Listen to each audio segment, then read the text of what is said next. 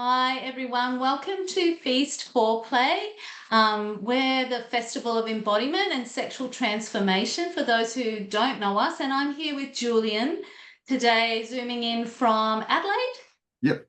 Yeah, welcome Julian. Thanks for having me. Yeah, so this is like your third feast, is it? Or Yeah, more? third one. Yeah. Third time at Feast. So Julian's facilitated a bunch of workshops for us and been in our community for a long time. So it's really thank you for making this time to chat with us. My pleasure. Yeah.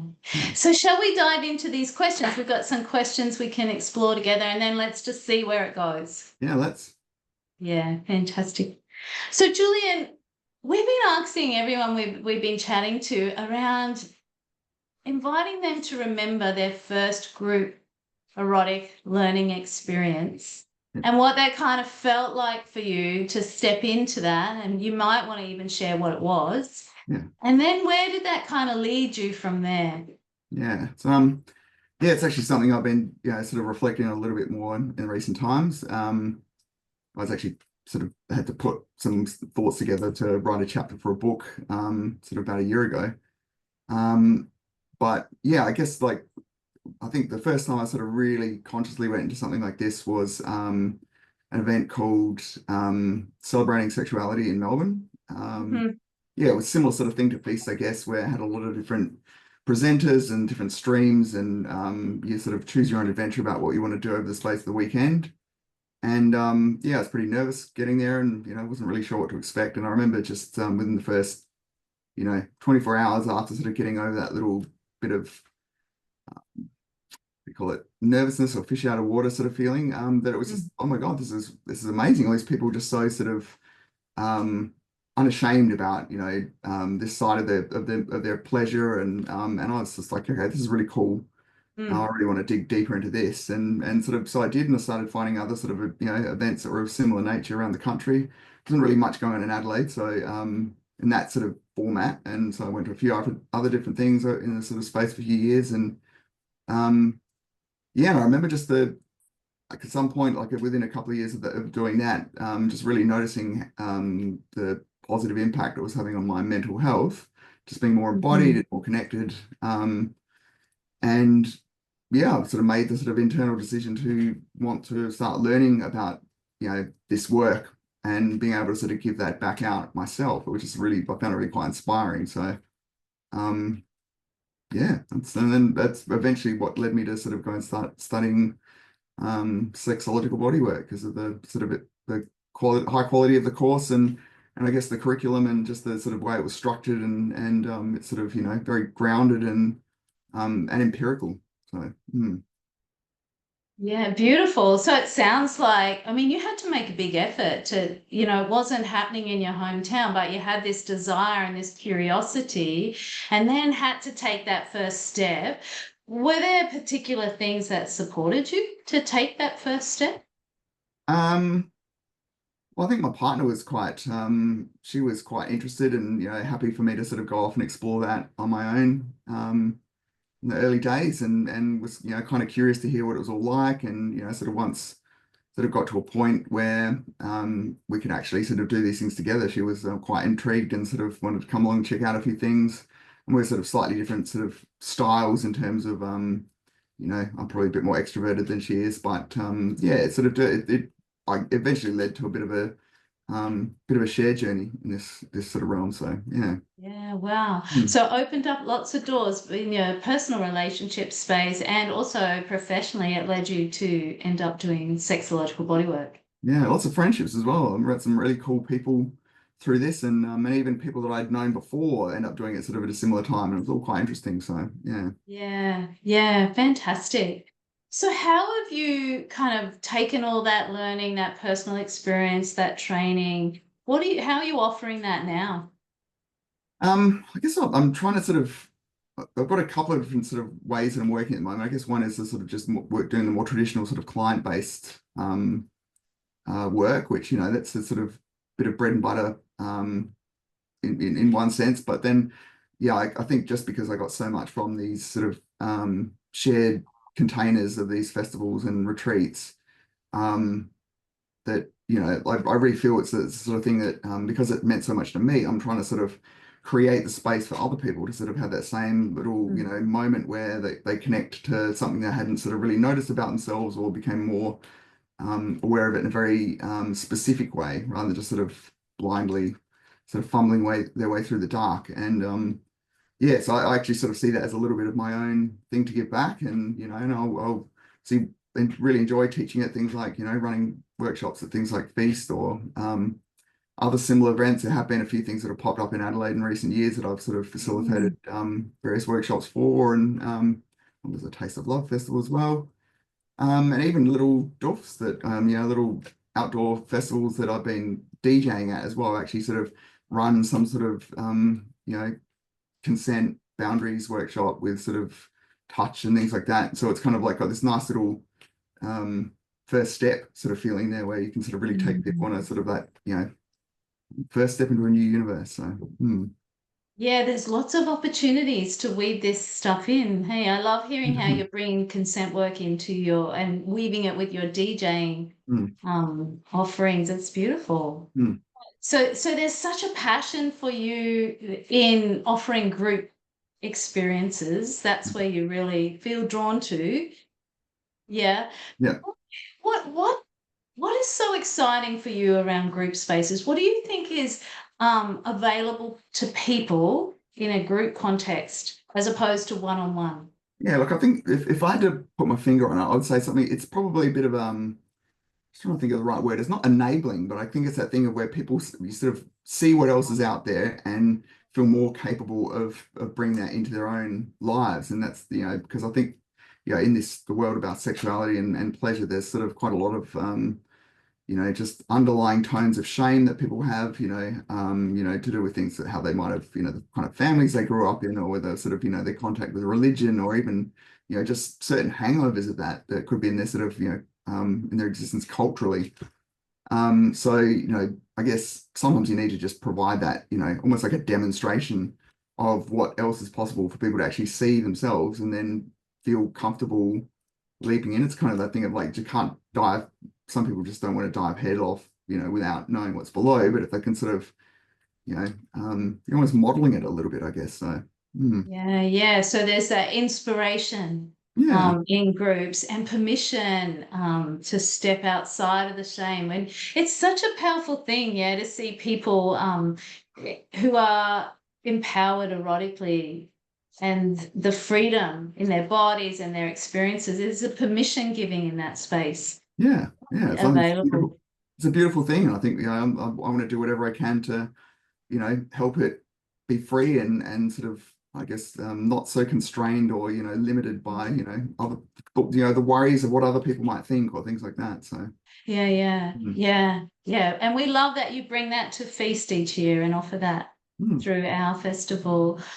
I'm curious, Julian, in creating like these group workshop spaces, are there things that you do to kind of create that container, that sense of supported enough to take a risk for people? Yeah, no, there is. And another thing I was just reflecting on in recent times, like it sort of became apparent to me that, yeah, like when I think during the sort of lockdown periods, I ran a workshop, online, and I remember finding it really quite unsatisfactory. You know, it was, Mhm. you couldn't really sort of, you can't interact with everyone in the space very well, and you know, the burden of technology when it's playing up and things freezing or connections not working, it's just really, and make it quite stressful and hard for you to really just connect with your own sort of sense of calm. And I remember getting an opportunity to run that same workshop, or a sort of a slight variation of it, at Taste of Love a few years ago. And it was, yeah, the whole process was about examining things about your own core erotic themes. So you're sort of like looking at what, you know, your you know, things about, you know, quite personal things to do with, like, you know, what some of your peak experiences are, what fantasies, you know, you might have, and trying to sort of boil that down into what this consistent pattern is. And there's a whole lot of, you know, examples we can go through. And I was just, you know, this thing of like, I don't care. I'm just going to share my own examples of these things that are quite intimate about my own sort of, you know, sexual past, or, you know, sort of, I guess, the things that turn me on. And I was like, look, I don't care. We're here with friends. And And I really noticed that people, the other attendees in the space really appreciated that. Like I could joke about it. I'm not sort of that serious about these sort of things. And we could really have a good sort of like chuckle about some of these things and the way it sort of delivered it. Just, I think it really took the sting out of, any sort of ideas of, uh, embarrassment or sort of nervousness to bring them up. Like I sort of, right, I'm going to do this way, you can do that, and they could really see it. And yeah, and I got sort of comments of that thing afterwards. People quite enjoyed the fact that I could just like have a bit of a chuckle at my own expense. So Yeah, there's something so valuable in our willingness to be vulnerable and transparent and show up in that space. I mean, as erotic practitioners, if we, I really resonate with what you're saying is if we want people to follow us into that space, we need to be willing to lead yeah, and be in our own vulnerability and to allow ourselves to be seen. It's a real learning edge for all of us, yeah, definitely. isn't it? Yeah, Mm. yeah. Yeah, beautiful. Like it comes easy. So like it really just felt like I was in my element doing that, and it was like it was good. It was no stress at all. It was just a lot of fun. It was really Yeah. quite a playful sort of workshop and on something that could be quite, it's pretty deep in a lot of ways as well. So Yeah, yeah. Do you want to talk a little bit about what you're going to bring to Feast this year? Your right, workshop? yes, yeah, Hmm. it's a new one. I'm still sort of putting it together at the moment, but yeah, I guess it's almost a little bit related to the one I ran last year, which the one I ran last year was about how to take sort of sexier photos of yourself, sort of a bit of a DIY erotic photography. So I was taking my photography side of my life and sort of building that in that space there as well. And it was really that one was framed around, dispelling myths around, what being photogenic is, or, and people believing they have one side better than the other, or, and sort of went through and explained what these things actually meant. And quite often it's just things about people who just practiced more, sort of posing or things like this. And, talking about consent and all this sort of thing. So, you know, a little bit of a step away from that. This one is about sort of I guess drawing on some of the sort of stuff to do with body positivity and how you sort of see yourself. Hmm. And yeah, this is going to be running a little space about how to feel more comfortable and confident just being naked. And yeah, it's sort of grown, it's sort of, I guess, grown out of recent things that I've sort of gone through in the last few years where I was before I did sex bod, I was, you know, a little bit, I'd say a little bit shy in my physique, had been and extremely at various points in my life, especially earlier on. And Mm. like a couple of years ago, just for a bit of a bucket list thing, I decided to have a go at life modeling for artists, and yeah, because I've done a bit of life modeling and so life drawing and life painting and stuff previously on and off. And it was only meant to, as I said, it was only meant to be a bucket list thing, but I got such sort of positive feedback from the artists at it that this really encouraged me to keep going back. And I noticed while I was doing it, just a sort of sense of inner calm that I don't normally get. I'm terrible at Mm. meditating, and so I just never really stopped, and I kept doing it ever since then. And it's now sort of just second nature to me. And and I've sort of been exploring that realm in sort of other fields as well, where I actually do life modeling I take life drawing sort of classes, for want of a better term, for hens parties. So they're quite a different beast. Yeah, but they're there's so much fun. And again, Yeah. it's just one of those places where I'm really in my element. I just know how to sort of make everyone laugh and giggle and just be very silly and play around. And yeah, there's something really enjoyable about being able to feel that free and comfortable. It's so liberating compared to sort of, so many people carry so many issues about themselves that are just so related to only them, and most people would never see them. So, yeah, it's a bit of a thing about trying to play with it, learning to be more comfortable in your own skin. So, Yeah, yeah, I love it. I love how you just followed your own threads of curiosity and where that's like, who would have known? Yeah, who would have known that you I'd say I say at these things, like I've had a couple of hens parties last weekend. I've got another one this weekend. So it's some that's come up before. I was like, I never would have thought I'd been doing this even just 2 years ago. So and who knows when people do your workshop, who knows what that well they end up in that that's it. exploration. I know. Well, I Yeah. mean, I did actually have people from the last workshop sending me photos of their examples of their their self-portrait, you know, sort of creative art nudes and things like that. And it was Oh, it's wow. kind of fun. It's like lovely to get that. So Yeah, yeah. To see what happens after. That's mm, really beautiful. yeah. Yeah. It's really interesting. I think sometimes people make assumptions about us as erotic practitioners and that we don't have any of these kind of edges around our own bodies or, you know, leaning into places that feel uncomfortable for us. We all Mm, have our own edges. Do you know, like as I'm listening to you talk, I'm thinking about my own journey with my own body and there is still parts of my body that are such an edge to expose. And like everyone, we're fish in water. We're swimming in amongst all these messages around what mm, beauty is, what a sexy body looks like. So mm. yeah, That's it. it's often a big piece, I think, that body image stuff that stops people from stepping in. Yeah. Yeah, no, I agree. But you know, and that's the thing. I think, you know, a lot of it, you know, 99% of it is just in our heads, and you know, what we sort of assuming other people are thinking about, they're not even thinking about it. They wouldn't even notice it. You know, we're all our own harshest critic. So, you know, Yeah. there's like something really quite delightful about someone who's just, you know, you can see them happy in their skin, and just, you know, and it's Yeah. a sort of level of joy that you sort of see in, like, you know, like in a toddler who's just unaware that, you know, that they're naked and just running around. And Yeah. yeah. Yeah, I love that at Feast we have such diversity of bodies and Mm, expressions of it. And yeah, and sometimes, you know, people get hung up on what they should wear in these mm, spaces on their bodies too, you know, like, yeah, and I love it when people can just be whoever they are and they might dress up, they might dress down. It can be really daggy, it can be really expressive. It's all welcome. And yeah. Feast is such a place to experiment and play with that. Yeah. And see, Yeah. it's not just different bodies, it's different ages as well. Like, you know, Yep. as you say, our relationship with our bodies changes over time. And, you know, it's quite funny that, you know, you sort of think that when you're young and fit and all these sort of things, you probably feel most confident, but it's quite often the other way around. People, as they get older, tend to, you know, it's quite noticeable how many people feel more comfortable when they get, you know, older than, you know, they're all sort of young and taut and full of collagen and all that sort of stuff. So, I mm, agree. Yeah, yeah. totally. So I'm curious what draws you to doing this kind of erotic work? What do you think is so important about supporting people to liberate their bodies, to liberate their erotic selves, their sexual selves? Why do you think that's important?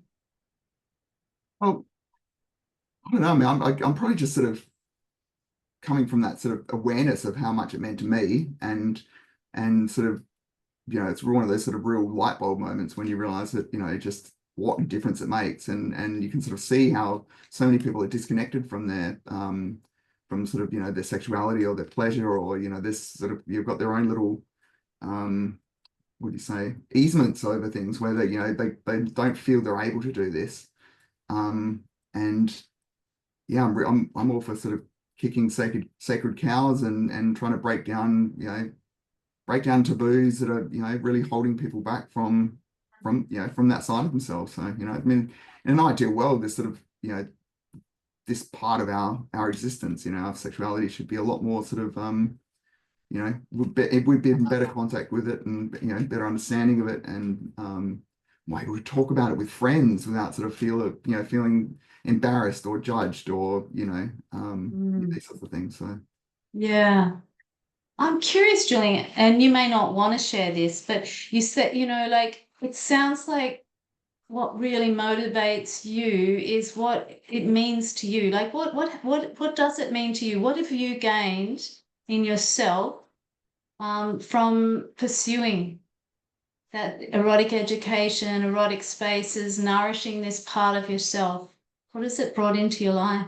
it gave me a lot more confidence, I think, in some respects, you know, like you know, it's sort of, I kind of chuckle occasionally when I think of the sort of me as a sort of really skinny little, you know, 16, 17-year-old, and sort of where I've come from that sense. And, you know, like you that sort of thinking about, imagine like who was least likely to in those sort of old school things, and, you know, never sort of would have thought, you wouldn't have put me as a, you know, future practitioner of sexuality and Mm, doing body work and all these sorts of things.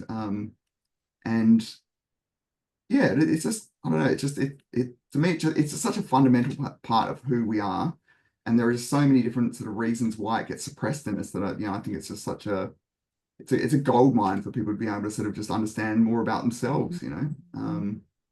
Yeah. Yeah, such a powerhouse of energy and creativity and yeah, and our confidence, our sense of self when we can really step into that and hold Yeah. that within ourselves Mm. and then choose to share it with others if we so choose. Yeah. Yeah. Yeah. And that's Yeah. the thing. I think people like the fact that, you know, I talk about it openly, in appropriate times, but it's quite often. Yeah, yeah, it happens a lot. Mhm. And one thing I've noticed is like people will do a beeline for me, especially even at things like doofs, like where people know, this stuff about me, and they'll come up and want to have a sort of conversation about sort of really intimate things about their sex lives or even their self-pleasure. And I take it as a real sort of something to honor that they feel really safe to be able to sort of share that stuff with me. But I'd love also the fact that I feel confident enough to be able to say that. So yeah. Yeah, yeah. People are hungry for safe spaces to talk about this stuff. Yeah. Hey, yeah, yeah, beautiful. What excites you most about coming to Feast this year? Well, it's always a bit of a two-way thing, as much as I love the giving process and being involved, like rather than just being a complete consumer of it. And when you do actually get that side of things as well, I guess it's like I actually like being there and seeing what other people are doing, and you get inspired by, by some of the things they might be doing that have all sort of got their own little flavor on what sort of what their offering is. Um, yeah, so I sort of put that in the category of being, we're lifelong students, Yeah. and yeah, it's just great to see all the other people in this field. It's like it's when Mhm. you can be a bit lonely on your own sometimes doing this stuff, but Yes. when you have a chance to sort of meet up with people that are your peers, and in particular in this case, yeah, it's cool. It's just nice Yeah. just being able to sort of you know shoot with everyone else that's talking about the same sort of things, or having discussions afterwards, and yeah, even making new friends. I just think with the amount of times that I go to some of these festivals and you meet all these new people, and but it happened last time. Last year I met these various people at Taste of Love, and I was telling them all about Feast, and then all of a sudden, like half a dozen were at Feast, and it was like I hadn't even given them any discount codes or anything like that. They just like came based on the strength of me talking about it. So I was actually quite surprised to see them Yeah. there, but yeah, it's nice. You get this incidental new sort of connections, and kind of, I guess it's that thing I think I described it as almost like finding tribe a little bit, so Yes. mm, Yeah. Yeah. Yeah, there's a lot of give and take. We get as much as we give in these spaces. Hey, like mm, we come and give openly, and there's something about just being in community together and learning from each other. yeah. When you think back to the last feast, can you remember what you walked away with? It's a Um, little while ago now, so it's yeah, like 2023. yeah. Um, I felt really satisfied because I remember that I felt a little bit underprepared with with my workshop there, and was hoping it because I hadn't sort of practiced it yet or anything like that. But always a little bit of an over preparer if anything. But I'm trying to get into that sort of space of like not worrying about this, and it just went swimmingly. It went really well. It was like quite a lot of fun, very playful. Got a lot of good feedback, and yeah, just I guess yeah, it's more of that sort of tribe type thing. It's like one of the people who I was friendly with at Taste of Love. Like we had quite some really lovely conversations and hanging out. Just got to know each other even more. And it was just one of those things where I felt really sort of recharged afterwards. So yeah. Yeah. Mm, Yeah. Yeah, I often feel the same. Despite the amount of holding and effort, I just buzz for like weeks, mm, honestly, afterwards. And it's like that resonance keeps going and mm. going. And there's also those physical connections with people. There's friendships that emerge and deepening of relationships. It's beautiful. And the cuddle puddles Yeah. as well. They're quite nice. So Cuddle puddles. Yeah. And we've got some really special things this year. good to hear. Yeah, yeah, yeah, yeah. Mm, Versions of cuddle puddles and all sorts of things in the mm, mix. Yeah. Julian, we're asking people to finish these conversations with a sentence finisher. okay. So if you're open to it, I'm going to give you the start and invite you Okay. to finish it however you like. Does that sound okay? Okay. All right. All right. So the sentence is, I'm going to feast 2025 because. I'm going to feast 2025 because it's equal parts coming home, it's a conference, it's hanging out with friends, and giving my love to, all my learnings to new people. Yeah, Cheesy, beautiful. but that's what you get straight off the top of the head. Yes. And we'll make sure we got plenty of chocolates for you. Thanks for chatting to us today. Thank you. It's been fun. I'm looking forward to it. Yay. Bye, Julian. All right. Cheers, Susan.